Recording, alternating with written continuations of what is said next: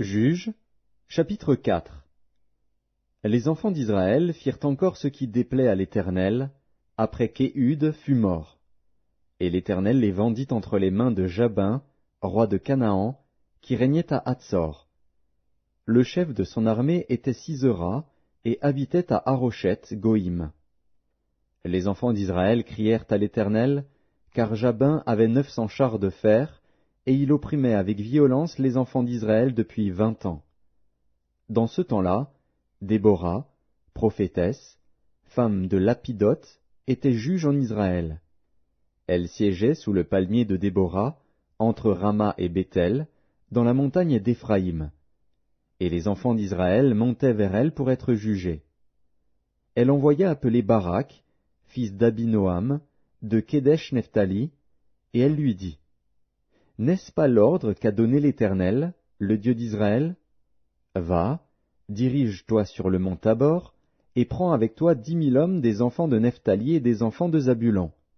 J'attirerai vers toi, au torrent de Kison, Sisera, chef de l'armée de Jabin, avec ses chars et ses troupes, et je le livrerai entre tes mains. » Barak lui dit, « Si tu viens avec moi, j'irai, mais si tu ne viens pas avec moi, je n'irai pas. » Elle répondit, « J'irai bien avec toi, mais tu n'auras point de gloire sur la voie où tu marches, car l'Éternel livrera Sisera entre les mains d'une femme. » Et Déborah se leva, et elle se rendit avec Barak à Kédesh.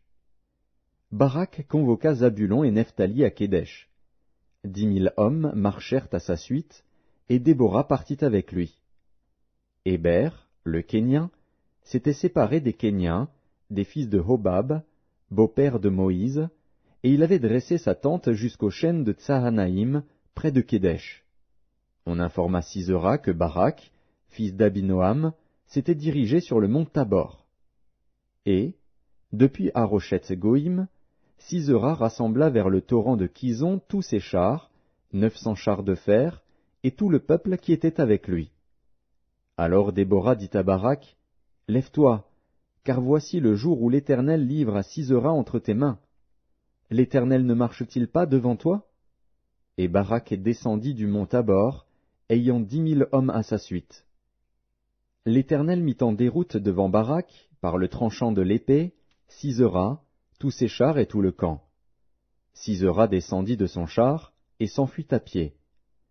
Barak poursuivit les chars et l'armée jusqu'à Haroshet-Goïm, et toute l'armée de Sisera tomba sous le tranchant de l'épée, sans qu'il en restât un seul homme.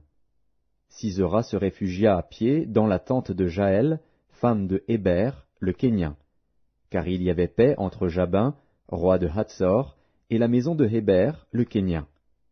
Jaël sortit au-devant de Sisera et lui dit, « Entre, mon seigneur, entre chez moi, ne crains point. » Il entra chez elle dans la tente, et elle le cacha sous une couverture. Il lui dit, « Donne-moi, je te prie, un peu d'eau à boire, car j'ai soif. » Elle ouvrit l'outre du lait, lui donna à boire, et le couvrit. Il lui dit encore, « Tiens-toi à l'entrée de la tente, et si l'on vient t'interroger en disant, « Y a-t-il ici quelqu'un ?» tu répondras, « Non. » Jaël, femme de Héber, saisit un pieu de la tente, prit en main le marteau, s'approcha de lui doucement, et lui enfonça dans la tempe le pieu, qui pénétra en terre. Il était profondément endormi et accablé de fatigue, et il mourut. Comme Barak poursuivait Sisera, Jaël sortit à sa rencontre et lui dit, « Viens, et je te montrerai l'homme que tu cherches. » Il entra chez elle, et voici, Sisera était étendu mort, le pieu dans la tempe. En ce jour, Dieu humilia Jabin, roi de Canaan, devant les enfants d'Israël.